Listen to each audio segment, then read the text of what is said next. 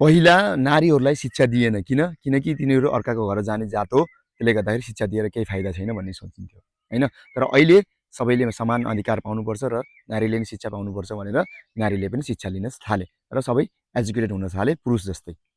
तर त्यो नारीलाई शिक्षा दिएर पनि केही फाइदा छैन। तपाईँलाई गाह्रो लाग्न सक्छ, तर सुन्नुहोस् एकचोटि। एजुकेसन लिनुभयो, सबै कुरा थाहा छ कि यो हेल्दी हो, यो अनहेल्दी हो, यसो यो गऱ्यो भने राम्रो हुन्छ, यो गऱ्यो भने नराम्रो हुन्छ, यस्तो गर्नुपर्छ। तर मदर भनेको के हो? फर्स्ट टिचर भनेको मदर हो। घरमा सबसे धेरै बच्चा बच्ची बस्ने भनेको कोसँग हो? मदरसँग, आमासँग। आमासँग यति धेरै जोडिएको हुन्छ। तर अहिले हाम्रो समाजमा के छ भन्दाखेरि एजुकेसन छ, नलेज छ, तर प्र्याक्टिकली त्यसलाई चाहिँ हामीले एप्लाई गरेकै छैन।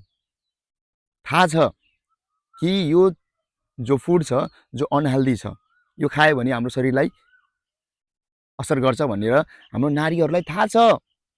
तर पनि घरमा तपाईँहरूले सबसे त्यही लिएर आउनुहुन्छ, चाउमिन, मोमो, बर्गर, पिज्जा,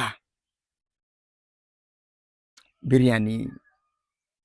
मतलब घरको पहिला शिक्षा नहुँदा बरु हाम्रो आमाहरूले जो छ घरमा मिठो नमिठो त्यही मलाई बनाउने दिने कोसिस गर्नुहुन्थ्यो।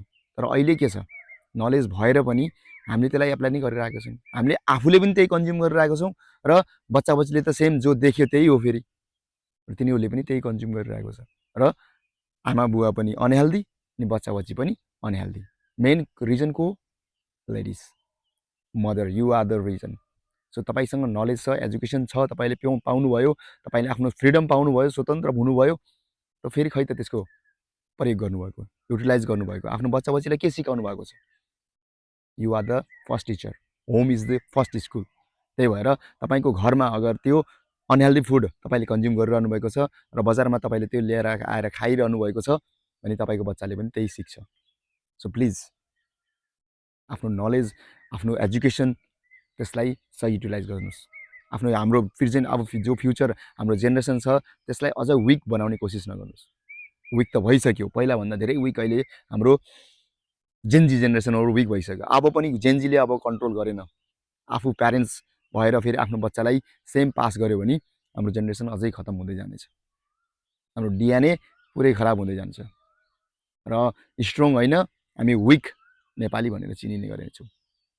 सो प्लिज मदर्स, फिमेल्स, नारीहरू जति पनि मलाई सुनिरहनु भएको छ, आफ्नो एजुकेसनको फाइदा उठाउनुहोस्। तपाईँ पनि हेल्दी रहनुहोस् र तपाईँको बच्चालाई पनि, आफ्नो परिवारलाई पनि हेल्दी राख्ने कोसिस गर्नुहोस्। सही खानुहोस्, सही कुरा गर्नुहोस्। Thank you.